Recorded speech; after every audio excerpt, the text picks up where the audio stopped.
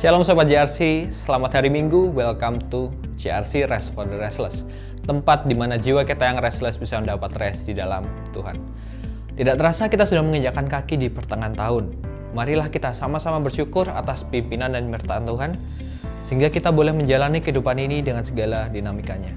Saya berdoa melalui ibadah JRC setiap minggunya, kita semua dapat berjumpa dengan Tuhan dan terus merecharge semangat dan kerohanian kita, agar kita tidak menjadi layu dan dapat terus menjadi pribadi yang menyegarkan bagi orang-orang di sekitar kita.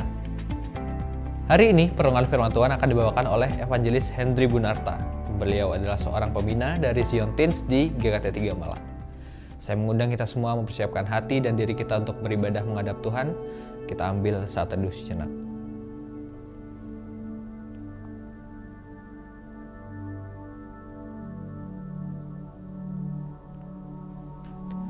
Kita memulai hari ini dengan meyakini bahwa pertolongan kita datangnya dari Tuhan yang menjadikan langit dan bumi.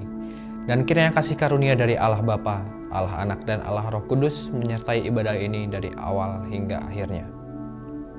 Janganlah takut sebab aku menyertai engkau, janganlah bimbang sebab aku ini Allahmu. Aku akan meneguhkan, bahkan akan menolong engkau. Aku akan memegang engkau dengan tangan kananku yang membawa kemenangan. Amin. Mari pada saat ini saya mengajak kita semua untuk mengikrarkan pengakuan iman kita, yaitu pengakuan iman rasuli. Aku percaya kepada Allah, Bapa yang Maha Kuasa, Khalik langit dan bumi, dan kepada Yesus Kristus, Anaknya yang tunggal Tuhan kita, yang dikandung dari Roh Kudus, lahir dari darah Maria, yang menderita sengsara di bawah pemerintahan Pontius Pilatus, disalibkan, mati dan dikuburkan, turun ke dalam kerajaan maut. Pada hari yang ketiga, bangkit pula dari antara orang mati, naik ke surga, duduk di sebelah kanan Allah, Bapa yang Maha Kuasa. Dan dari sana Ia akan datang untuk menghakimi orang yang hidup dan yang mati. Aku percaya kepada Roh Kudus, gereja yang kudus dan am, persekutuan orang kudus, pengampunan dosa, kebangkitan tubuh, dan hidup yang kekal. Amin.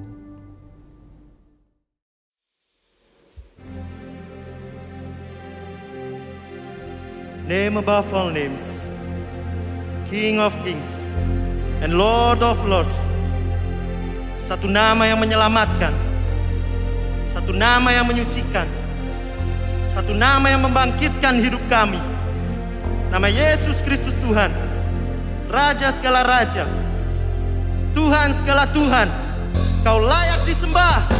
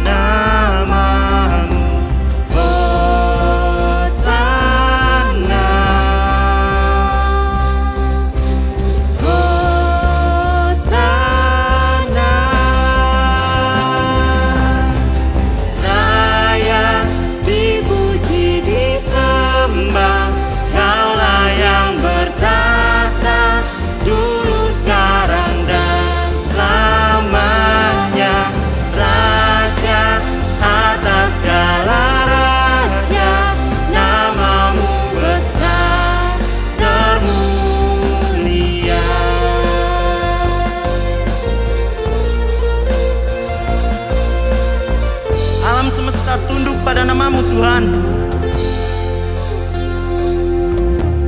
Alam semesta melukiskan kebesaran Tuhan. Bumi dan surga menyanyikan kemuliaan nama-Mu.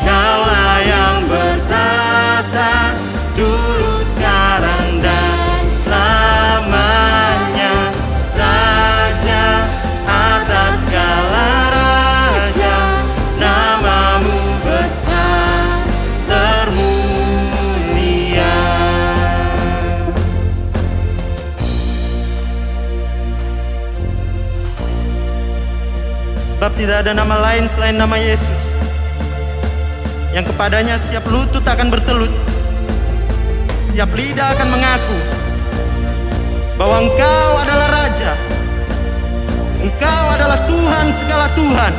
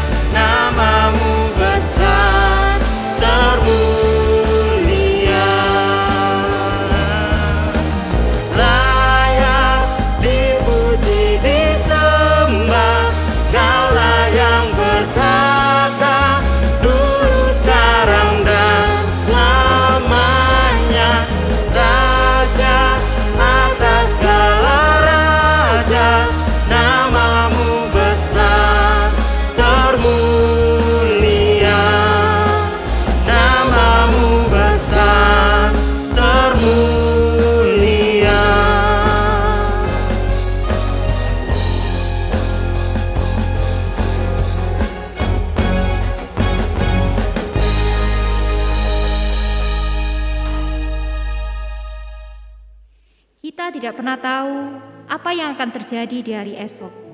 Namun kita percaya satu hal, bahwa Yesus selalu berjalan beserta kita.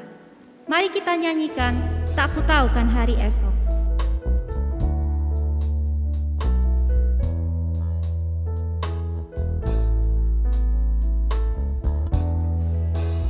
Tak ku tahu kan hari esok, namun langkahku tegak, bukan surya ku harapkan, karena surya kan lenyap.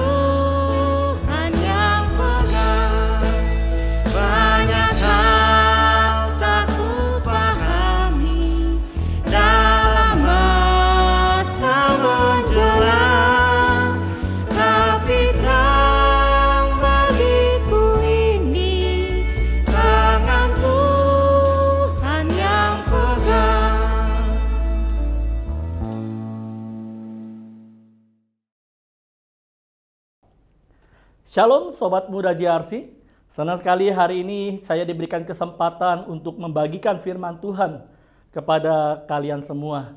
Nah, hari ini saya diberikan tema yaitu Impact Don't Stop Now.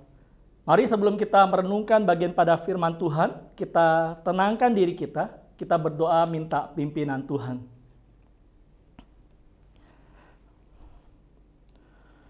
Bapa Sorgawi, kuasailah diri kami pada saat ini, ketika kami mau merenungkan firman-Mu Tuhan.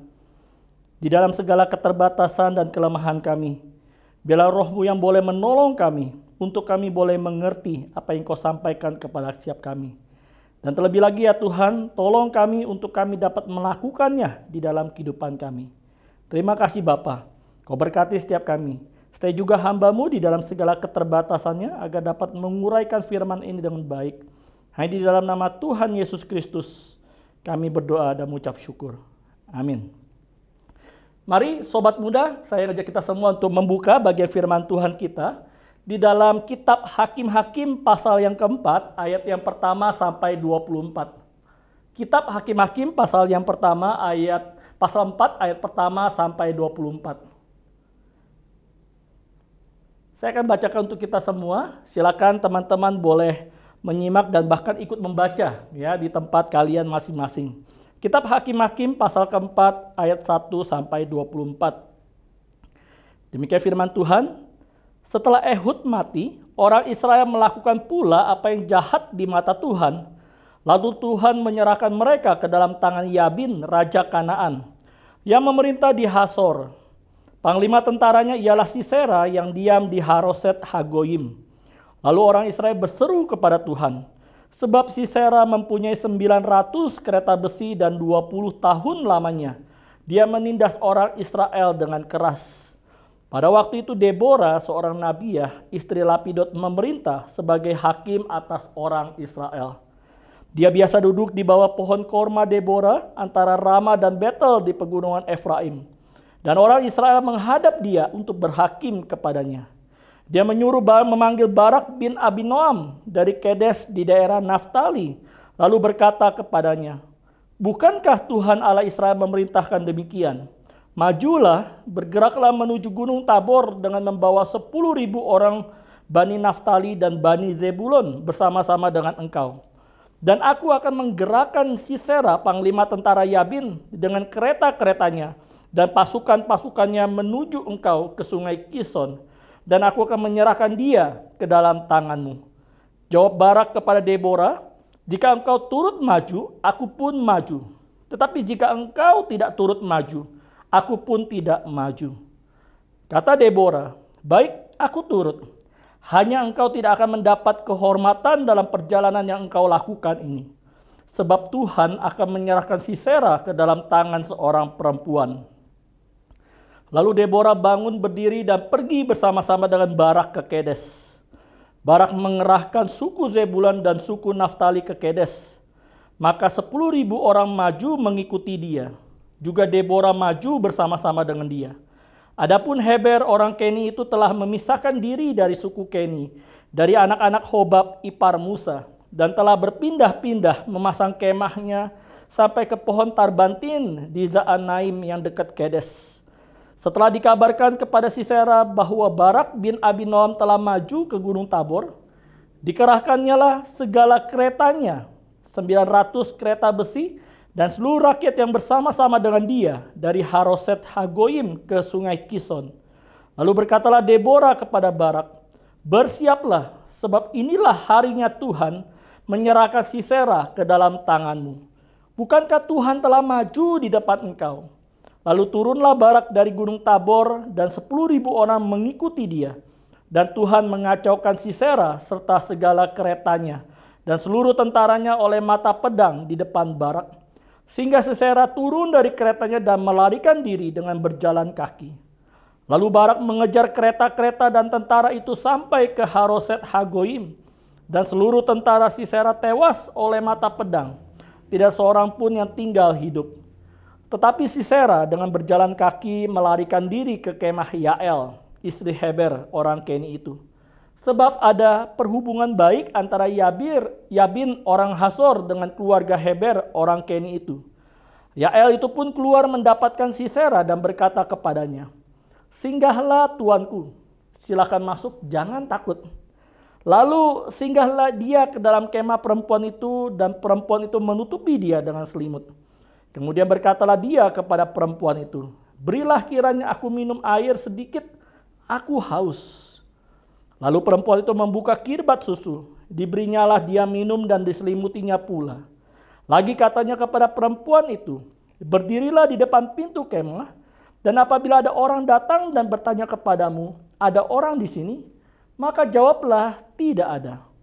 Tetapi Yael istri Heber mengambil patok kemah, diambilnya pula palu mendekatinya diam-diam. Lalu dilantakkannya lah patok itu masuk ke dalam pelipisnya sampai tembus ke tanah. Sebab dia telah tidur nyenyak karena lelahnya. Maka matilah orang itu. Pada waktu itu muncullah Barak yang mengejar Sisera. Keluarlah Yael mendapatkan dia dan berkata kepadanya, "Mari, aku akan menunjukkan kepadamu orang yang kau cari itu." Lalu masuklah Barak ke dalam dan tampaklah Sisera mati tergeletak dengan patok dalam pelipisnya. Demikianlah Allah pada hari itu menundukkan Yabin raja Kanaan di depan orang Israel. Dan kekuasaan orang Israel kian keras menekan Yabin raja Kanaan sampai mereka melenyapkan Yabin raja Kanaan itu. Demikian jauh baca firman Tuhan kita. Nah, sobat muda yang dikasih Tuhan, bicara tentang kesetiaan dan ketekunan di dalam mengerjakan apa saja yang dipercayakan Tuhan kepada kita, maka kita akan menemukan 3 tipe orang yang berbeda. Mereka menjalani hidup mereka secara berbeda.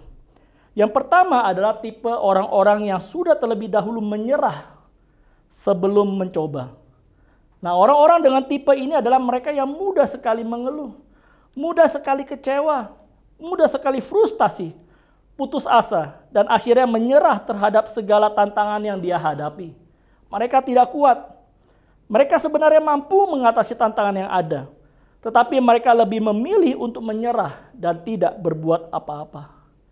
Nah, yang kedua adalah tipe orang-orang yang senang berada di zona nyaman. Orang-orang dengan tipe ini adalah mereka yang malas berusaha untuk lebih maksimal lagi, karena merasa sudah nyaman di dalam kondisinya saat ini. Ketika ada pekerjaan atau tugas yang begitu berat yang diberikan kepada mereka, mereka lebih senang mendelegasikan tugas itu kepada orang lain. Nah, ketika tugas itu gagal dikerjakan oleh orang lain, mereka merasa aman dari segala cibiran dan tuntutan tanggung jawab.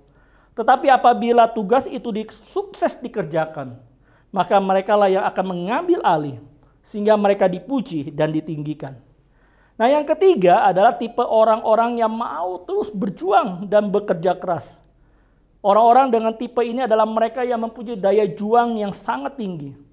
Mereka tidak pernah berhenti untuk berusaha dan berjuang sampai mereka berhasil mendapatkan apa yang mereka impikan. Nah, sobat muda yang dikasih Tuhan, di dalam kitab Hakim-Hakim yang baru saja kita baca, kita melihat bahwa Deborah itu termasuk di dalam tipe perempuan yang mempunyai daya juang dan semangat yang tinggi. Ketika diperhadapkan dengan sebuah tantangan, Deborah sadar bahwa berhenti atau menyerah itu bukanlah pilihan. Tetapi justru dia membuktikan kualitas dirinya sebagai seorang nabi yang dipanggil Tuhan menjadi hakim atas bangsa Israel. Dengan terus mengerjakan apa yang telah dipercayakan oleh Tuhan kepada dirinya. Meskipun tugas itu bukanlah tugas yang mudah. Nah, demikian halnya dengan kita sebagai anak Tuhan yang telah ditebus melalui karya pengorbanan Kristus di atas kayu salib. Kita pun dituntut untuk memiliki kualitas hidup yang berbeda dengan orang-orang lain yang belum mengenal Tuhan. Khususnya di dalam hal ketekunan dan kesetiaan di dalam konteks perenungan kita hari ini. Namun sayangnya di dalam kehidupan kita sehari-hari, bahkan di dalam segala pekerjaan atau tanggung jawab yang dipercayakan kepada kita, anak-anak Tuhan justru seringkali menunjukkan satu kondisi yang bertolak belakang. Anugerah keselamatan yang telah diterima itu tidak disertai dengan kualitas hidup yang benar. Akibatnya mereka seringkali gagal dan menyerah ketika mengerjakan apapun yang dipercayakan kepada mereka. Oleh karena itu, sobat muda yang dikasih Tuhan, kesetiaan dan ketekunan itu menjadi sesuatu yang sangat penting untuk kita renungkan bersama. Tuhan ingin kita menjadi model bagi orang lain yang belum percaya. Karena itu ada dua hal penting yang harus kita perhatikan agar kita menjadi orang yang tidak mudah menyerah. Yang pertama yaitu kita perlu sadar akan identitas diri kita. Sobat muda dikasih Tuhan, bacaan kita di dalam Hakim-Hakim pasal 4 ayat 1 sampai 24 itu mengisahkan tentang seorang hakim, seorang nabi bernama Deborah. Deborah adalah hakim keempat dan merupakan satu-satunya hakim perempuan yang dipanggil oleh Tuhan untuk memimpin bangsa Israel. Selain sebagai seorang hakim, Deborah juga dikenal sebagai seorang nabiah, ya, mediator, penasehat, dan juga konselor yang baik. Nah, sebagai seorang hakim perempuan pertama dan satu-satunya pada masa itu, tentunya itu bukan hal yang mudah dihadapi oleh Deborah. Mengapa demikian? Sebab Deborah saat itu hidup di dalam sistem sosial patriarki yang sangat kuat sekali. Sistem patriarki ini adalah satu sistem sosial yang menempatkan laki-laki itu sebagai pemegang kekuasaan utama atau yang mendominasi di dalam peran kepemimpinan. Nah, dalam sistem ini perempuan itu dianggap tidak penting atau bahkan dianggap sebagai warga kelas 2. Nah, menariknya sobat muda, di tengah sistem sosial seperti itu, Tuhan justru memakai perempuan untuk menjadi pemimpin. Dan kondisi ini memberikan kepada kita sedikit petunjuk mengenai apa yang sebenarnya terjadi di dalam diri bangsa Israel. Ternyata bangsa Israel saat itu sedang mengalami krisis identitas diri. Penjajahan dan penindasan yang mereka alami selama 20 tahun dari Yabin, Raja Kanaan melalui panglima tentara mereka, yaitu Sisera, membuat bangsa Israel kehilangan keberanian untuk melawan. Mereka kehilangan rasa percaya diri mereka untuk bangkit. Dan mereka juga kehilangan kemampuan mereka untuk melawan. Ya, mereka merasa memalukan diri mereka. Ya, bahkan ketika mereka kehilangan identitas diri mereka. Nah, sebab seharusnya mereka adalah bangsa yang besar, bangsa yang pilihan Allah. Tetapi kenyataannya sekarang adalah mereka ditindas dan dijajah. Ini tentu berbanding terbalik dengan panggilan mereka sebagai umat pilihan Allah. Nah, kondisi krisis ini semakin jelas terlihat ketika Barak yang merupakan seorang laki-laki. Dia juga adalah satu pemimpin yang hebat, pemimpin atas bangsa Israel. Tetapi pemimpin atas bangsa Israel ini justru meminta Deborah yang ada seorang perempuan untuk ikut di dalam peperangan tersebut. Dengan mengatakan di dalam ayat ke-8, jika engkau turut maju, aku pun maju. Tetapi jika engkau tidak turut maju, aku pun tidak turut maju. Jadi sobat muda bisa kita bayangkan betapa hancurnya bangsa Israel pada masa itu. Ada krisis identitas diri yang begitu parah terlihat. Bukan hanya mereka kehilangan identitas diri sebagai umat pilihan Allah yang hebat, yang ditakuti oleh musuh-musuh mereka. Tapi mereka juga kehilangan rasa percaya diri mereka sebagai seorang pria yang diciptakan oleh Tuhan lebih kuat dari seorang perempuan. Yang seharusnya tahu bagaimana memaksimalkan seluruh potensi dan kekuatannya. Tetapi di sini kita lihat justru Tuhan memakai Deborah untuk memimpin para pria, mengobarkan semangat untuk berjuang dan mengembalikan identitas mereka di hadapan Tuhan. Nah, sobat muda yang kasih Tuhan, berdasarkan pengalaman bangsa Israel ini kita dapat melihat bahwa identitas diri seseorang itu ternyata berpengaruh besar terhadap kemampuan seseorang ketika mereka menghadapi tantangan di dalam kehidupan mereka. Identitas diri bangsa Israel itu rusak, menjadi kabur karena tekanan demi tekanan dan penindasan yang mereka alami selama 20 tahun dari Raja Kanaan. Nah, kondisi ini berbanding terbalik dengan kemampuan Deborah di dalam mengaktualisasikan identitas dirinya sebagai nabi yang dipanggil Tuhan menjadi hakim atas bangsa Israel. Deborah sadar betul siapa dirinya yang ada seorang perempuan yang lemah secara fisik, lemah di dalam sistem patriarki yang dia hadapi pada saat itu. Nah, kesadaran yang jelas akan identitas dirinya itu membuat Deborah mengesampingkan akan tantangan dan kesulitan yang harus dihadapi. Deborah dengan setia dan tekun melaksanakan tugas yang dipercayakan Tuhan kepada dirinya sebagai seorang nabi. Dia menyuarakan suara-suara kenabian dengan baik. Dia menyampaikan pesan Tuhan kepada umatnya. Deborah tidak terbelenggu dengan keadaan sulit, tetapi justru di dalam keadaan sulit seperti itu, Deborah semakin memperlihatkan kualitas dirinya sebagai seorang pemimpin. Nah, sobat muda JAS yang dikasih Tuhan, harus diakui bahwa identitas diri kita sebagai anak-anak Tuhan itu seringkali terbelenggu. Kita seringkali terombang-ambing oleh pengalaman buruk di dalam kehidupan kita. Bisa dari berbagai macam hal. Ya, ada orang-orang yang tidak dapat mengaktualisasikan dirinya dengan tepat. Karena selama ini mereka dibesarkan mungkin dengan budaya-budaya tertentu. Sebagai contoh misalnya ada orang tua yang selalu menganggap anak mereka itu anak yang masih kecil gitu ya, meskipun anaknya itu sudah dewasa. Bahkan anak itu seringkali dianggap tidak bisa melakukan apa-apa. Sehingga segala sesuatu itu diputuskan oleh orang tua.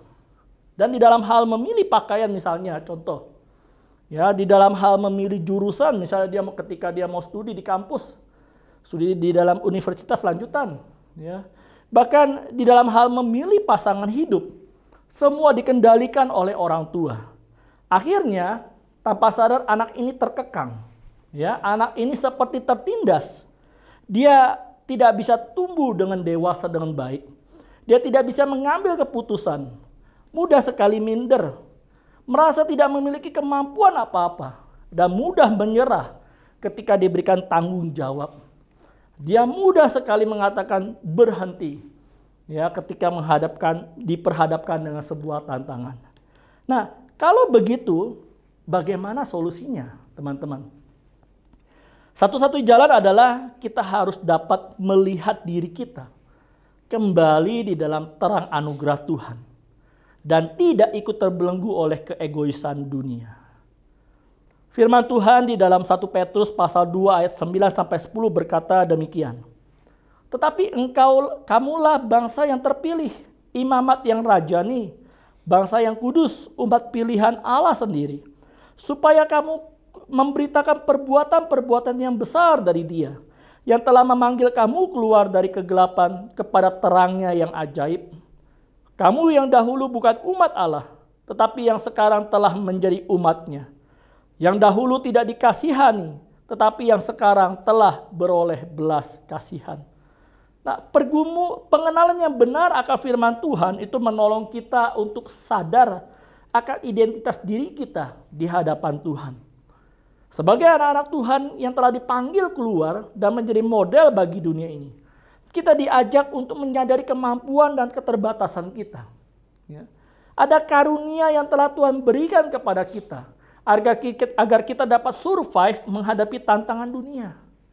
Nah, selain itu, pengenalan yang benar akan firman Tuhan juga menolong kita untuk melihat visi yang jelas yang telah Tuhan tetapkan dalam hidup kita.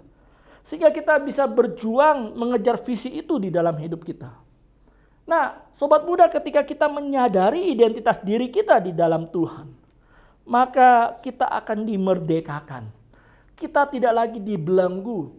Kita tidak lagi ditawan oleh pengalaman masa lalu yang buruk kita. Kita tidak lagi diikat oleh budaya-budaya mungkin selama ini memperlakukan kita dengan tidak baik. Ya, tetapi kemudian kita bisa memancarkan potensi yang Tuhan taruh di dalam diri kita. Itu yang pertama, sobat muda. Nah, yang kedua, kita perlu percaya sepenuhnya pada penyertaan Tuhan. Sobat muda yang dikasih Tuhan, pengenalan kita akan Tuhan itu bukan berarti membuat hidup kita bebas dari masalah, bebas dari kegagalan, bebas dari tantangan. Tidak, ya, bukan demikian. Harus kita akui bahwa hidup ini memang sulit. Masalah itu bisa datang kepada kita kapan saja. Tantangan itu bisa selalu menghadang langkah kita. Tetapi kabar baiknya yang ingin saya ingatkan kepada kita semua adalah ketika semua hal itu terjadi dalam hidup kita, jangan pernah kita takut. Sebab kita tidak berjalan sendirian. Ada Tuhan yang selalu menyertai kita. Nah, sobat muda, ini ada satu berita yang baik. Jangan takut, sebab ada Tuhan yang menyertai kita. Tetapi pernyataan ini ada masalahnya karena tidak banyak anak-anak Tuhan yang percaya dan menyadari bahwa Tuhan itu selalu berserta dengan mereka. Masalahnya di mana? Masalah itu bukan Tuhan yang pergi, sobat muda sekalian. Tetapi kitanya yang tutup mata, tutup telinga, tidak mau melihat Tuhan itu ada. Nah sobat muda sekalian, sebelum pandemi ini terjadi, ya saya pernah menemani anak-anak remaja itu mengikuti acara PLIS di STT Aletheia. Nah di Aletheia ada satu spot yang menjadi tempat favorit saja. Karena dari tempat itu saya bisa melihat dengan jelas Gunung Arjuno. Saya bisa melihat gunung itu indah sekali. Tetapi permisi tanya sobat muda, apakah gunung itu selalu kelihatan dengan mata kita? Ada kalanya gunung itu tidak kelihatan, betul tidak? Tertutup. Ya, tertutup oleh apa? Awan. Nah, waktu gunung itu tertutup oleh awan, gunung itu masih ada atau tidak? Pasti masih ada. Ya, bukannya waktu tertutup oleh awan, gunung itu langsung pergi. Tidak. Gunung itu masih ada di sana, hanya saja tertutup oleh awan. Nah, ini masalahnya. Ketika masalah itu datang di dalam setiap pekerjaan kita, ketika tantangan itu hadir ya di dalam setiap tugas tanggung jawab kita. Nah, tidak sedikit anak-anak Tuhan yang akhirnya memutuskan untuk tinggal di dalam keputusasaan. Tinggal tanpa harapan. Tinggal di dalam kondisi menyerah dengan keadaan. Dan tidak menyadari bahwa Tuhan itu tetap ada di sana. Dan kita tidak pernah datang kepada Tuhan. Nah oleh sebab itu saat ini saya ingin menyampaikan satu kebenaran. Dari firman Tuhan kita akan belajar satu hal bahwa Allah menghendaki. Supaya ketika masalah itu hadir dalam hidup kita. Tantangan itu menghadang langkah kita. Mari kita datang kepada Tuhan. Mari kita mendekat kepada Tuhan. Mari kita semakin mempererat persekutuan kita dengan Tuhan. Dan di dalam setiap masalah itulah kita akan tahu bahwa Allah itu terus menyertai kita. Dan kita boleh mengalami kasih setia Tuhan. Nah sobat muda, inilah yang Tuhan kehendaki bagi kita. Ada kabar baik bahwa Tuhan rindu supaya kita memiliki kepekaan bahwa Dia tidak pernah meninggalkan kita. Namun bagaimana kepekaan ini bisa semakin dipertajam? Satu cara yang diberikan kepada kita yaitu kita datang kepada Tuhan ketika ada masalah. Datang kepada Tuhan ketika ada pergumulan. Nah, sobat muda, ini yang terjadi kepada bangsa Israel. Mereka tidak pernah datang kepada Tuhan. Bayangkan 20 tahun lamanya mereka dijajah dan ditindas. 20 tahun itu bukan waktu yang sebentar. Ya. Itu waktu yang begitu lama. Nah dalam rentang waktu yang panjang itu mereka tidak pernah mau datang kepada Tuhan. Mereka masih terlena dengan kehebatan mereka. Mereka lupa bahwa di balik kehebatan mereka itu ada campur tangan Tuhan. Tuhanlah yang membuat mereka hebat. Nah ketika mereka tidak ada jalan lain lagi, ketika mereka sulit dan ditindas, barulah mereka kembali kepada Tuhan. Nah sobat muda, kalau kalian ada di posisi Tuhan, apa yang akan kalian lakukan? Ya, berhadapan dengan orang-orang yang seperti ini. Lagi susah baru datang, ya. Lagi senang lupa. Nah, begitu kira-kira ya, apalagi ketika kita itu sudah berulang kali dikecewakan. Wah, sudah deh, ya. Jangan lagi berteman dengan dia. Bukankah begitu respons kita? Kita bisa saja langsung blok dia ya sebagai teman kita, baik di IG kita atau di media sosial kita yang lain. Supaya kita tidak lagi dipusingkan dengan hidup dia. Tetapi sobat muda, kita bersyukur Tuhan kita bukan Tuhan yang seperti itu. Dia tidak pernah meninggalkan kita. Berapa kali pun kita mengecewakan dia, dia tetap menyertai kita. Penyertaan Tuhan itu melampaui segala ketakutan kita. Nah sobat muda dikasih Tuhan, saya ingin menutup ya, khotbah ini dengan sebuah kesaksian. Sobat muda, ketika kalian menghadapi masa-masa sulit, ya masa-masa yang mungkin membuat kalian down, hampir menyerah dengan keadaan. Jangan takut, ya, jangan merasa malu. Kalian tidak sendirian. Saya pribadi pun pernah mengalami hal yang sama. Ya, saya ingat, ya, saya pernah gagal di dalam menyelesaikan studi di sebuah seminari. Nah, kegagalan itu membuat saya down dan frustasi. Dan berkata, mungkin bukan ini panggilan Tuhan di dalam kehidupan saya. Dan dalam keadaan galau itu, saya bersyukur.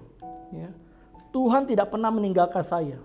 Dia mengirimkan orang-orang untuk menguatkan saya. Untuk tidak menyerah dengan panggilan saya. Dan waktu saya melihat sebuah video di YouTube tentang kesaksian Nick Vujicic yang terlahir di dalam kondisi tubuh fisik yang penuh dengan kekurangan. Dalam video itu dia berkata, "If I fail, I will try again and again and again. Never give up." Berulang kali dia berusaha dan gagal, tetapi dia terus berusaha untuk tidak menyerah. Sampai akhirnya dia berhasil. Nah, perkataan itu menginspirasi saya dan memberikan saya semangat untuk melakukan hal yang sama. Saya pun masuk kembali ke STT yang lain ya di Jakarta dan menyelesaikan studi saya. Ada tantangan? Ada ya. Ada kesulitan banyak sekali. Tapi saya bersyukur Tuhan mengirimkan orang-orang yang bisa mensupport saya. Salah satunya adalah orang tua saya. Setiap kali ya ketika saya studi, mereka terus memberikan semangat kepada saya. Nah, teman-teman, kalau kalian menghadapi tantangan kesulitan, jangan pernah menyerah. Percayalah pada kasih setia Tuhan yang selalu menyertai kita.